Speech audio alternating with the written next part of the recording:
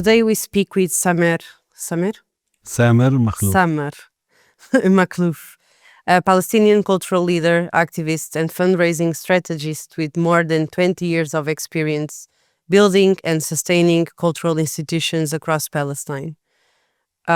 He currently serves as executive director of Kasaba. You will explain the meaning of it. And also works on heritage and creative economy programs supporting Palestinian artisans, and devises the Tawfiq or Tawfiq and Tawfiq and Nimat Fakhouri. exactly, thank you. He founded and leads the Palestine Cultural Incubator, the first cultural incubator in Palestine, and has previously led resource mobilization at the Palestinian Museum and worked with institutions including the Edward Said National Conservatory of Music. So in this conversation, I think we will talk about many things. One of them, cultural or culture, is resistance, because I feel that it's something we say a lot when we talk about, pro-Palestine activism and liberation activism. But I think it's interesting to see what it actually means, and also like how Palestinian creative economies and institutions can survive under occupation, and what it means to keep, cultural life alive. Because when we talk about, occupation and the strategies of colonization, part of it, we can see on the TVs of destruction and all of that. But there's also a huge effort in terms of erasing, memory, cultural sites, and culture or cultural appropriation as well. So I think that will be the first question, is to understand, like, internationally, we talk a lot about Palestinian culture as heritage, art, music, craft as well. But under colonization, it takes another level. It's also a form of resistance. And I would love you to explain me and share a little bit more about that. Like, what exactly are Palestinians resisting to through culture? And how exactly can we also not only promote the culture, but in as a way for liberation, but also support it, as a way for liberation. So first of all, let me say that all the Palestinian institutions, and specifically the cultural institutions, are part of this national movement for the national liberation of the Palestinians. It has been the case like this since tens of years, since the struggle started. And even more, the cultural institutions are playing a leading role in this whole cultural liberation movement. And we at Al-Kasaba, as one of the leading cultural institutions in Palestine that was established in 1974, are playing this role as part of the collective organizations that are doing this thing, in addition to many other organizations and individuals.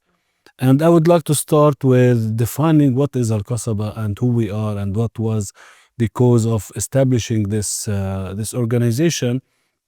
Al-Kasaba in Arabic means the throat or the center of something. And usually in the old Arab cities like Tunisia, like Damascus, like Nablus, like Jerusalem, there is always Al-Kasaba neighborhood or Al-Kasaba square, which is usually in the center of this old town and old city. And we inspired the name of Al-Kasaba because we are also located in the city center of Ramallah.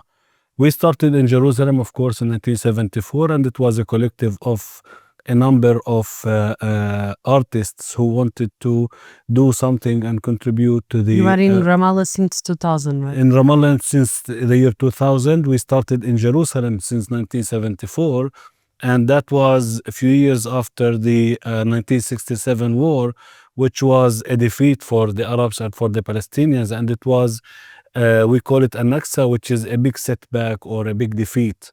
And that was the mobilizer and the motivation for the contemporary Palestinian national movement, which everything started after that. Because before that, we were under the patronage of the Arab countries, and that was a big mistake. But anyway, we're not here to talk about history, politics, of course, but and that was the awakening of the Palestinian national movement, including the awakening of the Palestinian cultural movement as well, which was going hand in hand with the national movement. And since then, we started working, and we see and we understand our role as a leading role to, first of all, change our society towards the better, but more importantly, to mobilize people towards, working very hard in order to resist the occupation and to resist the colonization. And one of the key things, and this is why I consider that, the cultural movement and organizations play a spearhead role and a leading role, because if you look at the whole struggle with the Zionist movement, by the end of the day, it's mainly about the narrative and the history. And narrative and history is in the heart of the whole struggle. This is why when we were talking about, stealing a Maklube and stealing all, because the Zionist movement, they try very hard to find connections with the land, which does not exist. Yeah.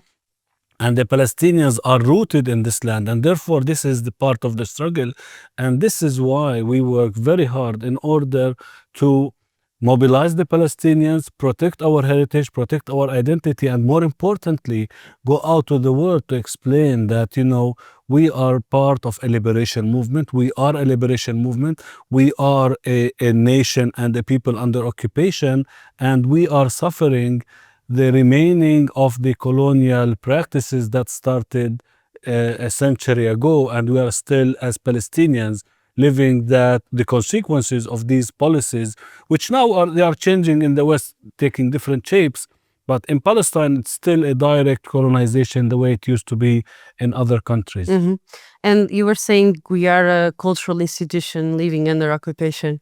What does it mean in a practical way? Like how, with all the blockage that exists, even for funding, even for mobility and transport, and just to give a sense of what it takes to keep alive an institution, a cultural one, under occupation. Yes, first of all, I have to say that being a leader of a cultural organization under occupation is a huge responsibility. Yeah. It's not like anywhere else. It's like, culture is nice. Culture is part of, something, yani, amusement and entertaining. And this is how people perceive it in the West or somewhere else that is not under occupation. Under occupation, in addition of being something for amusement and joy, which we have the right to do so, and we are also, even though we are under occupation, but we would love to celebrate and we would love to, enjoy and have all these things. But it's a big responsibility because we have a mission and we have a message that we have to work under occupation. And I have to tell you, on one hand, it's a big responsibility, and it's also a very big challenge, because being under occupation and being someone who's in this position, or as an organization, planning for your programs, raising funds and bringing funds to do and implement your programs, is a very big challenge. Because on one hand, we have the instability, the political instability, and we are never sure that our program will be implemented the way it is planned. And I don't remember over the many years working in this field that we managed or we succeeded in implementing our plan the way it was. Usually we have plan A, B, C, D, E, Yeah. and you name it. And the closest experience was the few months ago when the Iran-Israeli war started and everything got in trouble. Before that, the October 7 and what was followed before that, all the time it's an unstable environment where you have to keep planning and changing plan, doing mitigation measures. But still, I think we became experts in planning and replanning and doing mitigation measures, and we insist on implementing our programs. And I think we are doing it in a very big success and in a very to a large extent. And also we try to apply actions and measures because in Palestine there is one major problem that we face in addition to other problems is the restrictions on movement, and that will limit your ability to reach out to audiences and the audiences to come to you, and that is becoming a very challenging thing. And then we had to come up with some solutions to overcome this, but still we insist on performing. Last month, which is May, according to the Kasaba program, we managed to do 22 activities, major activities. I'm talking about plays, I'm talking about music events, I'm talking about graduation ceremonies, etc., film screenings in 1 month, which is huge Wow, yeah. for a cultural organization in a city that is under occupation, blocked from all sides. Still we do these activities in addition to many things which I'm going to elaborate more on Yeah. during our Out of discussion. curiosity, who is the audience? Like when just because of what you shared in terms of how difficult it is mobility, who is the audience usually? Usually the audience, like maybe I can say 95% of our audiences are the Palestinians who live in Ramallah city and the surrounding communities. Of course, I don't know if you know enough about the geography. Ramallah is considered the de facto capital of the Palestinian Authority because we are not able to function and work in Jerusalem. However, we have audiences coming from Jerusalem and from the surrounding areas. But due to the current situation, the majority of our audiences are not able to come and participate in our activities. This is why we came up with this creative program, which I really love, which is called the mobile activities, that we go to the audiences. So in order to come from Nablus to Ramallah, usually it's like 35-40 minutes drive, but it takes you hours to go from Ramallah to Nablus. And I think you've been there and you saw all these gates and all these checkpoints which delays and confuse your whole day and your planning. So therefore we And thought those are unstable as well. It's not something that you can plan, like knowing that those checkpoints, some of them will be there, but some it's depending on the day. 100%. So we call them the flying Yeah. checkpoint, where you just see an Israeli security military jeep come and install a checkpoint throughout the way. So it's not sustainable. It's not easy for them. So those who plan, let's say, to come and see an activity, whether it is a play or a music event or whatever activity in our venue, they will not find it easy. Therefore, we created this to go out to these communities. So we think that having, let's say, 5 actors with the technicians going to Nablus is way easier than bringing 200 people from Nablus to Right. Ramallah, and it's working very well. And we do this as part of our approach by creating partnerships with many grassroots organizations, community-based organizations in the different cities. So we go there, we use their space, and we present these activities or these events. But this is not only that we travel, we also consider this in our productions. So usually in the productions, we have 2 versions. A version that is proper for a full stage with lighting, with everything. I'm talking about theater here as an example. And a smaller or a shorter or a different version that is suitable for any setup in any place. And it's working very well because the audiences are thirsty for seeing these productions, but we have a huge responsibility. And this is why I started my discussion by talking about it's a big responsibility. You have this burden to go and meet your audience. You cannot just disconnect because the current situation does not allow. So this is how يعني more or less we do it. And how can a Palestinian cultural institution survive in terms of like getting funds and money? Though, I mean, correct me if I'm wrong, but a lot of those come from external, without surrendering, politically. Yeah. Well, this is one of the most sensitive and important topics in any cultural organization, not even just cultural organizations, usually in the whole civil society in Palestine. First of all, unlike any other country, we do not have local funding or enough local funding, just to be more accurate, enough local funding to support cultural institutions or any other institution. The Palestinian Authority is, as you know, they have a very severe and serious financial crisis due to the confiscation and blockade of our money by the Israeli authorities.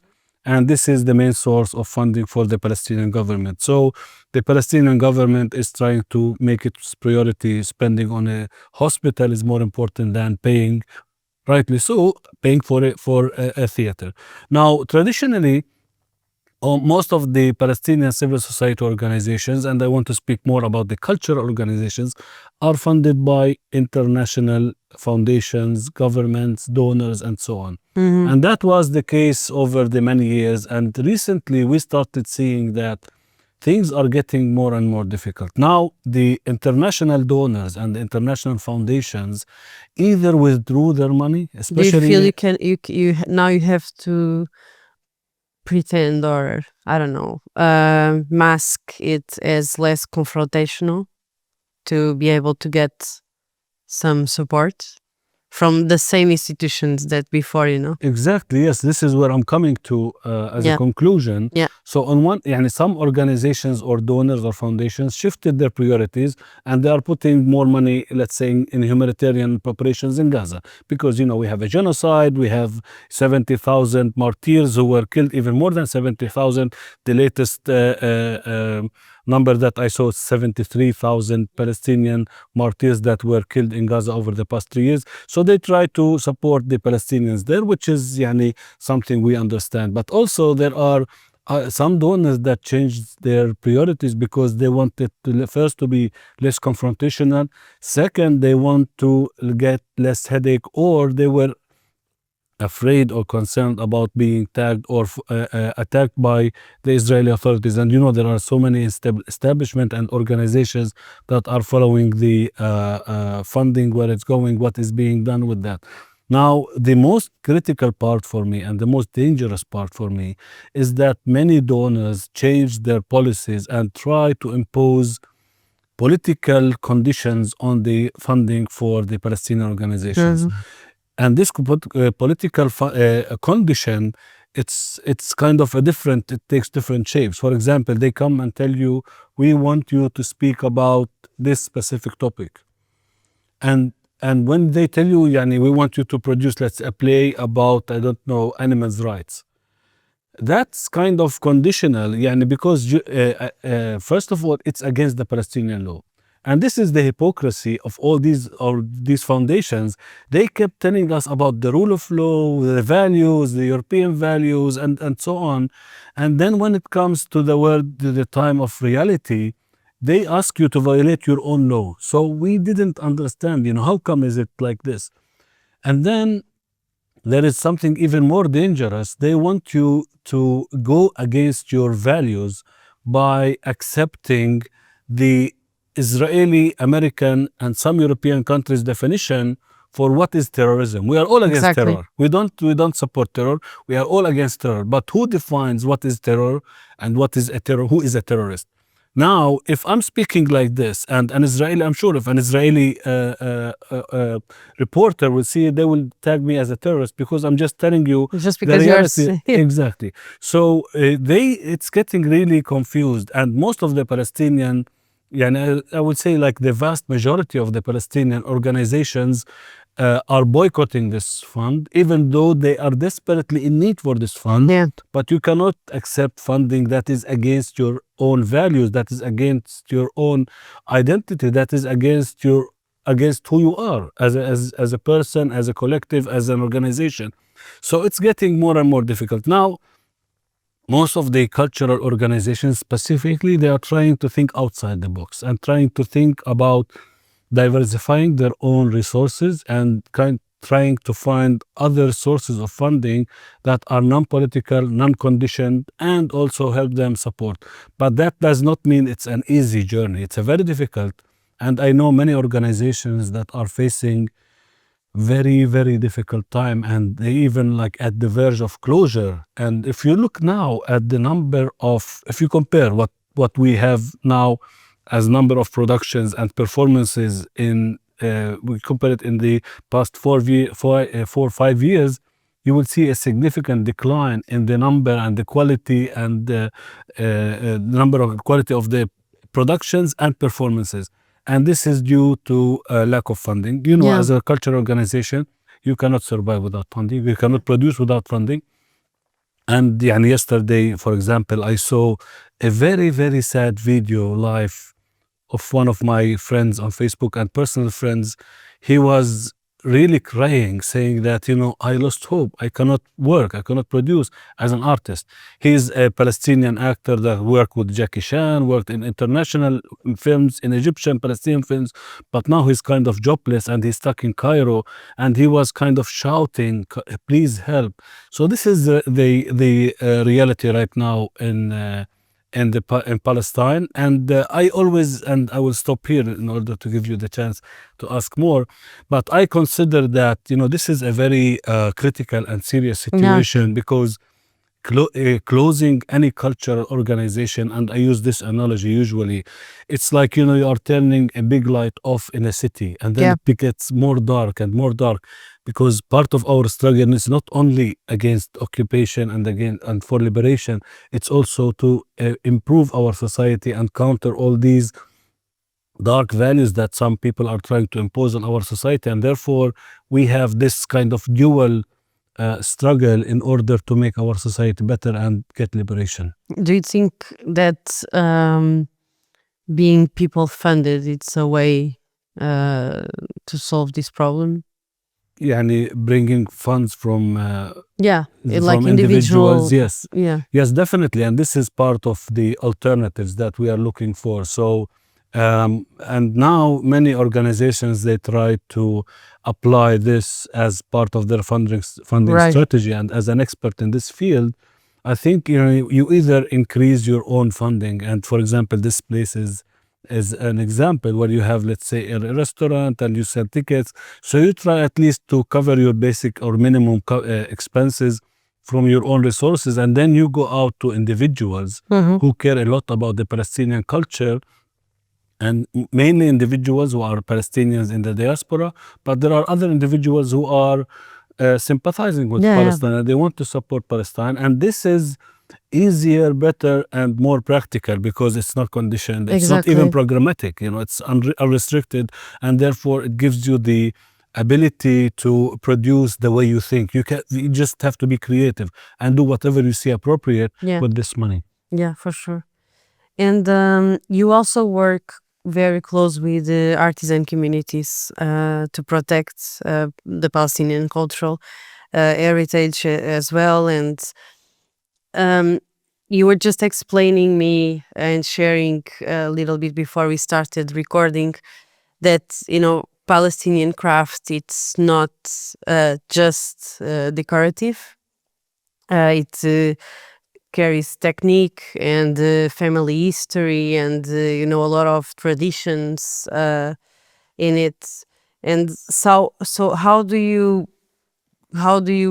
protect Palestinian craft traditions and all the deep meaning that it has, and all the history that it brings with it, without turning them into like objects for external, like I feel that in a good way, a lot of these crafts became a lot of people want them now, with all the mobilization for Palestine. You have more allies, and you have all of this curiosity and interest in these crafts in general. How do you protect it, in terms of um, making sure they keep bringing these. I would say it's not heaviness, but it's meaningful. It's without making it, too fashionable in a way, or Yeah, this is يعني a major part of what I do in different capacities, including in Kasaba Theatre, because we created what we call the Palestine Cultural Incubator, which is an incubator like any other business incubators, where you find and bring the entrepreneurs in the artistic and cultural field and help them improve their productions and products, and help them survive and get sustainability like any other startups or businesses. And we help them to become more business oriented without compromising the value and the craft itself or the production itself. yeah. Now, the craft and working with the artisans comes in the heart of this process. So far, we work with maybe 600 or 700 artisans all across Palestine. And I had to give you a little bit of a context, because this is one of the very important cultural sectors that is alive and that is important in Palestine. And this sector got really affected due to the ongoing crisis. Yani starting from the era before COVID, and then after the October 7th and so on. Most of these artisans were producing their products for the international tourists. And I'm sure you went to Bethlehem and you saw like it's full of these crafts. Now, they are the first to be affected, because whenever there is a war, the first thing that they do, they close the borders, and therefore When there we were is there, it was during the genocide, so during I think like 3 years ago, 2 years ago, and we were the only ones there. We were not like tourists, but still, exactly. yeah, it was really sad to Yeah. see. Yeah. So this is the first to be affected, and therefore they almost lost all their sources of income.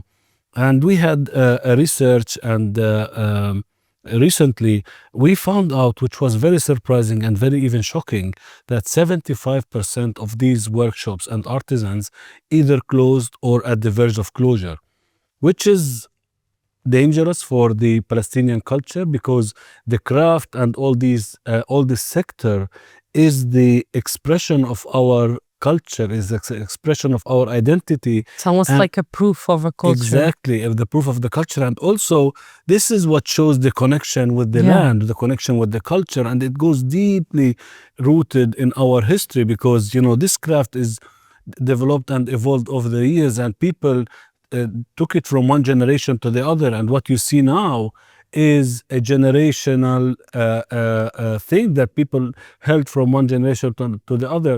So it's very dangerous to stop there or disappear. But also it's creating an economic problem, because these people became jobless. So our role is to jump in and try to help them kind of retain this sector. Now, in order to be realistic, and that was kind of something that we discovered, that the majority of these people are selling for the local market. And you mentioned something very beautiful. Now there is a momentum around the world. They know more about the Palestinian culture, they know more about the Palestinian crafts and heritage, and they would like to know more. And it's not only that they are sympathizing with Palestine, they are sympathizing with Palestine, but they discovered the beauty of our crafts and this sector. And therefore, we try to help these artisans, on one hand, to rebuild their workshops and rebuild their life and bringing them back to production. But more importantly, because I see it as a circle, without closing this circle, it is impossible to create this sustainability for them. So we try to find them different and diversified channels of sales. Yes. So if one sales channel stops, they still have others, and they will not collapse. And it's working beautifully, and it's succeeding, mostly by helping them to go and sell their products out. So the way we help them is in a different ways of doing it. On one hand, we help them in improving their workshops by giving them some funding to buy some tools and things. We help them in business skills, for example, because they don't know how to manage because they're artisans, they are dreaming. And so we help them to become more efficient in running their business. But more importantly, we put them with designers to improve the shape of, let's say, this cup. We help them as an artisan to come up with another or an improved design that is suitable, for example, for Portugal, where they can sell it, because maybe you might like this not brown, you might like it and different. Or, a designer is important.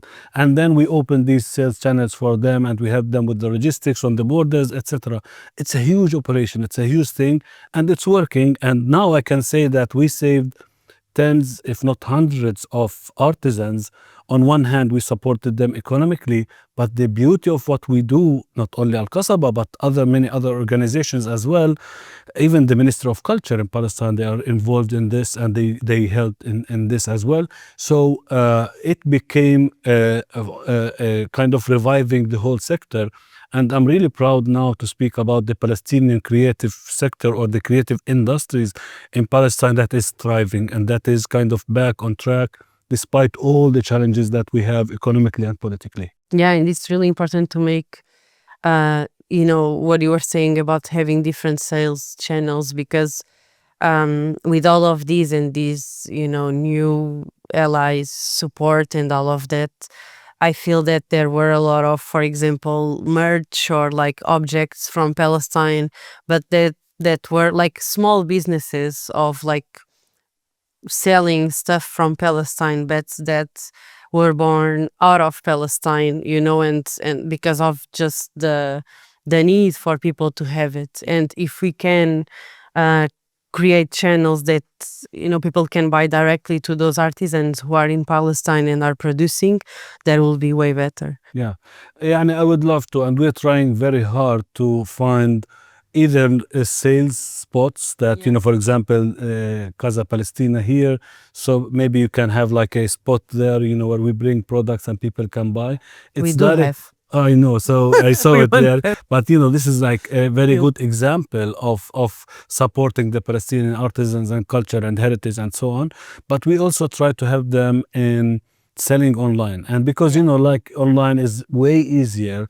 And for example, we supported different aggregators in order to enable Palestinian artisans to sell their products online, and people can order, and then they can receive these products.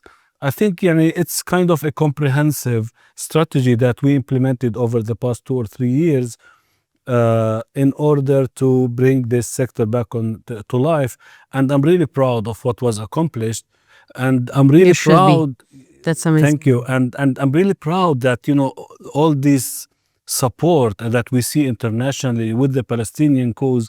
And for the first time, not the first time, I don't really like that, to play the role of the victim. I hate this notion that we are a victim. We are, of course, a victim of an occupation, but we are proud of what we do. We are proud of our heritage, and therefore our connection with the world and the way they look at the Palestinians should not be that, we are poor, we are victims, and therefore we are kind of supporting you. No, we want to create these connections with the whole world in order to help us change the narrative internationally, and therefore mount enough pressure on Israel and on the occupation to end its occupation and the apartheid, and therefore have liberation. Yes.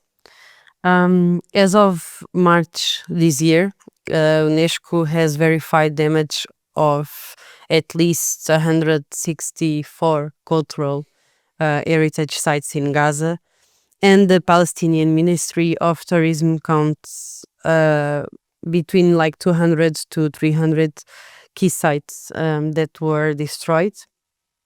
And it is not only buildings, as we have been talking. Israel has killed Palestinian poets, novelists, professors, artists, and the question here is like, when Israel on purpose destroys theaters, libraries, archives, universities, and the very people who carry, and target the most creative, sometimes the storytellers, the journalists. What is being attacked beyond the physical structures? Um, I have to tell you something. First of all, I'm sitting on one of the national committees about the cultural rehabilitation and reconstruction in Gaza, Mhm. where UNESCO is part of it and many other local and international organizations. And we have been doing meetings, and we have been seeing reports, and we have been seeing all these statistics that you just mentioned, and it's really horrifying. Yeah. And I want to tell you something. I don't know if you were aware of it, but usually in wars, and especially the Israeli wars, we have a bank of targets. So when they wanted to attack, let's say, Lebanon, Iran, Gaza, they know, like, we want to target this and this and this and this. The Israelis had a bank of targets for the cultural institutions and cultural sites. And this is not just a coincidence. These are non-military. They are a crime. Everything that they do is a crime against Exactly. humanity. But specifically, this is a crime against humanity. Targeting historic sites, targeting cultural institutions, targeting museums is done with an intention to erase the memory of the Palestinian people. Because what is the collective memory of the Palestinians or any nation? What is the collective memory? What is the cultural memory that connects you with the land? Museums, crafts, and so on, and historic sites, destroying it. They want to erase this connection. They want to erase this memory. They want to erase, like, for the coming generations, just not to see any kind of connection. And we have to remember that the Israelis were preparing for a transfer, so they want to wipe up Yeah. to wipe any connection with the land and all this collective memory, and therefore push the Palestinians outside their lands. And yes, what we see on the ground there is literally a cultural genocide. So the genocide that the Israeli committed and still committing, it's not only against the humans, it's against the humans, against the culture, against the buildings, against everything that is symbolizing the existence of the Palestinian people as a collective, as a nation, as a culture. And therefore, it's being done with a very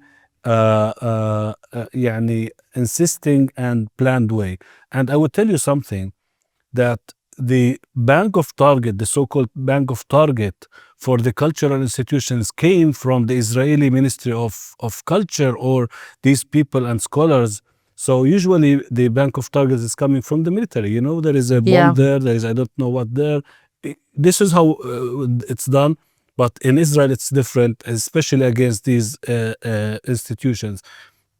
And they were really watching. For example, in the Rafah Museum, for example, when they bombed it, the owner or the manager of that museum, she went there and she tried to, after it was bombed, she went and tried to collect whatever is left there, and she put them in a store to hide them. Just, when things will get better, she brings them. So they waited for her until she collected everything, and they bombed the store, which means that they have intentions to destroy this, and they have intentions to erase this from earth. And now we are talking about, the efforts to reconstruct all this and rebuild and restore and renovate all these historic sites. It takes billions of dollars, as you can see in the UNESCO's report. But I think 70 billion. 70 billion over many years, yes. Yeah, but the thing is that even those 70 billion that are on the report, the thing is that it's not just a physical place that needs to be rebuilt, as we were talking, It's also, it's killing the... So when we talk about, coming back, the returning and the liberation of Palestine, when they kill the creative society, for example, the cultural sites and all of that, to which Palestine are we coming back to, and that it's an exercise of like, yes, so like even in Gaza they returned from the south to their houses in the north, but they didn't return to the same houses, so they didn't return to the same north. And so we are talking about, yes, liberation and returning, but they are like, it will be returning already to a different Palestine, into a different thing. And also by killing and targeting the people, the society, they are also killing the imagination of what that different Palestine could be or is. And so how do you rebuild cultural life when the artists are killed, the sites are destroyed, even the audiences are displaced? What do you think it comes first? Like the building, the community, the belief? How do you rebuild this cultural life? I'll tell you, the most important thing in this whole reconstruction thing is to keep the hope alive, to keep the knowledge alive, and to keep the connection to the land alive. This is the most important thing. It's important to have a theater as a physical building. It's important to have the institution as a physical building, the historic site. But what's more important is to keep this thing in people's minds. So the Israelis are desperate to try to erase it, and they have this stupid idea that they think, like the elders will die and the youngers will forget. And Yeah. over many years, they discovered that nobody is forgetting their roots. Nobody is forgetting their Palestine. My mother was born in Jaffa, and I will never forget that she was born in Jaffa. People who were displaced from their homes, because the same thing happened back in 1948 during the Nakba. So people keep this in their mind. This is the most important thing. So what we do as like the most important part is to keep this alive in people's minds, and then everything else will become an addition and important. I'm not saying it is not important.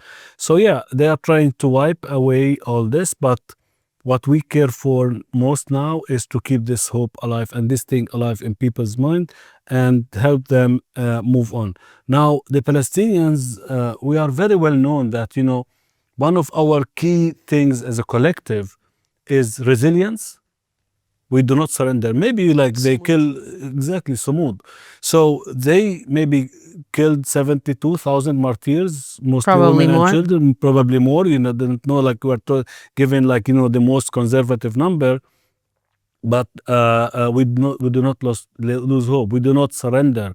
So this kind of resilience and sumud is part of our identity. It's part of our DNA even. And even more, we are known as we are rising from the ashes every time. Every time we have a Nakba, every time we have something, we rise from the ashes. And exactly this is what's happening in the West Bank and in Gaza now. We are rising again and we are rebuilding. We will never surrender because we are deeply rooted in our land. And this is the difference between the occupied and the occupier. Yeah. So because you are under occupation, because you own this land, because you belong to this land, you will never surrender. Unfortunately, the balance of power is like this, and they have the support of the superpower in the world, the Americans and even the Western countries, while the Palestinians were left alone. But our steadfastness and resilience, I think it shocked the whole world, and it shocked most the Israelis, and they have like difficult time understanding why the hell are the Palestinians acting like this. But simply because we belong to this land and this land is ours. Yeah.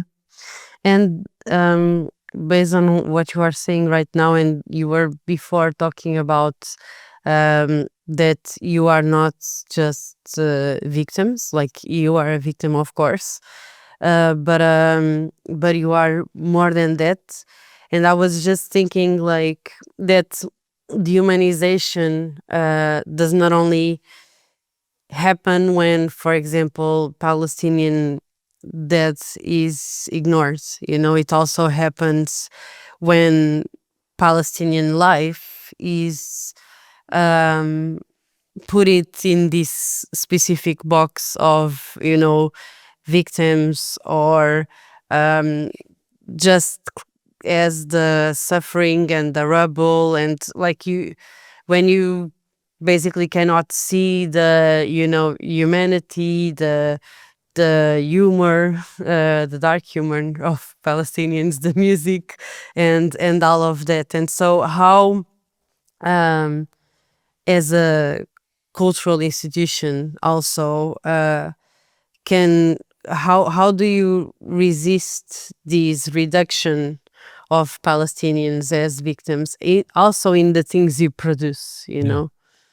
So I think one of our key messages and key roles that we play as a cultural institution is to give the whole world the true face of the Palestinians and the true life of the Palestinians, because we know that there are many misconceptions about the life in Palestine, Mm-hmm. and because of the media, because of the bias of the mainstream media in the West, they see Palestine from one certain angle, whether it's a rebel or a conflict or I don't know what, or war and all this thing, and it kind of doesn't give the true face of the Palestinians. And people usually don't know that the Palestinian people, they are like any other people. We laugh, we celebrate, we love, we marry, we have culture. It's kind of life like any other nation, despite all the challenges It's that we plural have. also. Exactly, and it's plural, it's beautiful, and we have a diversified, beautiful community. People usually don't know this, and our role as cultural organizations, because as I said, we are on the spearhead of this struggle and battle against the changing and distracting the narrative internationally. So part of also changing the narrative is to give who are we as Palestinians and what is the true life, what is the true Palestinian culture to the different audiences. And part of our productions is doing this. So being here in Portugal and participating in all these talks and so seeing this beautiful production that we saw yesterday, it's really giving this reality about Palestine and the way it is, the way life it is, despite all the challenges and difficulties. And I think it's working because now more and more people are educated more about Palestine, because what happened wasn't easy and it brought everything directly to their faces and to their eyes. But still, there is a long journey for us to do in order to explain and to reach out to audiences, more and more audiences, to on one hand show them what is the real Palestine and who is the real Palestinian, and what is a real Palestinian with the culture, with the history, with everything, with the heritage, but also through this make more people supportive to Palestine and make more people sympathizing and true, and see the reality and the true thing on the ground. Because many people, and it happened to me once in one of the countries that I was visiting, and I was having a discussion with someone, and literally he told me that, or he thought that we are occupying the Israelis. And imagine, and unfortunately, people are misinformed. Yeah. And the Israeli Hasbara, it was huge. Yes. Now, luckily, and unfortunately, this is due to the war, but at least, people started seeing the reality and the truth, and they are losing this war, which they call the Eighth Front. Yeah. They are losing it because people, they know, and once people know, they cannot unknow. And once you know the reality, no matter what you see as People. propaganda or as hasbara, that will never change your mind. And as a human being with values, you will never accept what you see. You will never, because it's unjust and it's against your values. Unless you have no feelings, no values, you are not human. Yeah, yeah, yeah. I feel that Palestinians got the best PR agency comparing to Hasbara, because they got the people. It was a super, or like, because of all the storytellers also that are giving their lives to be able to tell the story. But that's what you said. Like, once you see, you cannot unsee, and so it just organically, thankfully, we still have a lot of humans in the world. It spreads. Um, just it's a final question. I promise not to keep you here. I would stay here longer, but I was just curious because of something you said before when we were still in off about the occupied and occupier mentality. And I was curious about like, and we were sharing some funny stuff about being in Palestine and like defeating the rules. And how does that also apply to the things, you know, you and Palestinian creatives produce, you know, because I feel that there's always also, we have been working with some Palestinian storytellers and creatives, and that's one of the things that I'm loving the most. It's also not going by the book, you know, on even on how to do a documentary, on how to create even like a podcast or a videocast. It's like you, that freedom of like you do it as you imagine you want to do it and as you feel and as you want to do it. And some of the rules of like what is good production or what is, you know, a good script or all of that, um, we question it in the process. Yes. And so I was curious because there's always, I feel this is like a vibe, like an identity that you see there of, you know, quite almost like why not mentality. And how does it look like when you are in a cultural institution and working with all of these creatives in that sense? Well, yeah, we were talking about, Oof. you know, this incident or this thing that you saw The in seatbelt. a seatbelt in Bethlehem, and I was describing. Yani, let me be frank, Palestinians are not angels. We are not angels. We are not saints. Yani, Yeah, and we you are have, not perfect yes, we are victims not as the, perfect victims, exactly. But yeah, we have our own problems, and I think, yani, part of our responsibility is to admit that we have enough problems that we need to deal with, because we expect, or at least me personally expect, that things are better, especially for people with a cause under occupation, having this liberation movement. There are many things that we can do better or we can improve, but however, this is the reality on the ground, and we have to admit that it is part. And also, many of the practices that you see or you mentioned, I think this is related to the oppressed mentality, because usually the oppressed people they have this psychology of being oppressed, and they try to rebel against any kind of rule or any kind of law, because, you know, we are under occupation. And the danger becomes when we mix between what we should do, as you know, even if I am under occupation, that does not mean that I don't have to put a seatbelt in a car, yes, because it's for my personal safety and because we are under the law. And even we have to be more, let's say, strict about this, not only with the seatbelt, with the abiding the law and the international law generally, because we are the most people who demand implementation of the international law and the law. So we cannot, on one hand, demand implementation of the law and violate it on the other hand. But this is, I think it happened in all liberation movements, yeah, that the oppressed and the psychology of the oppressed, they try even to mimic sometimes the practices of the oppressor and the occupier, or rebel on everything, including our own laws, which kind of also creating this confusion and creating this problems that we face. I think as part of our role as cultural organizations, as theaters, as people who are active in this world, is also to call for implementation of the law no matter what. It does not, yani, if it doesn't mean if I am under occupation that I don't have to put the seatbelt. On the checkpoint, you have to see the chaos, for example, on checkpoint. Some yeah, people, they come and you have been waiting for hours and they come all the way and overcome you. So we have some practices that are annoying, but, you know, like any other societies, we have the goods and we have the bads. yeah. We have the positives and we have the negatives, but I agree with you.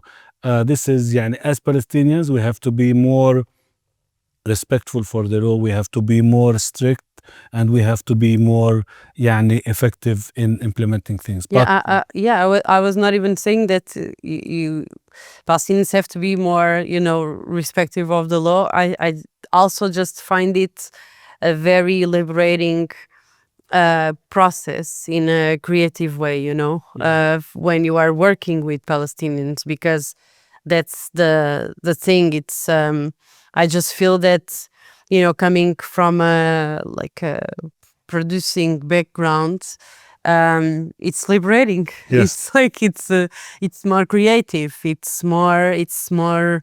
You can experiment more. You know, you can question more, and I find it very fresh to, you know, to the Western by the rule procedures that we have been having in terms of creativity and Yes. producing stuff. I fully agree.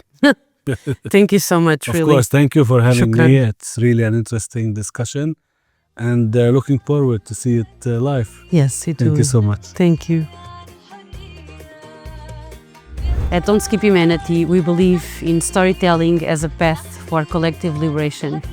And at Yala, every voice is a reminder that, you know, Palestinians keep creating, keep resisting, keep living and fighting for their liberation. So if you want to hear more of these stories, more of these voices, and you believe also that these stories are a way for collective liberation, collective mobilization, join us and support us. Thank you. Shukran.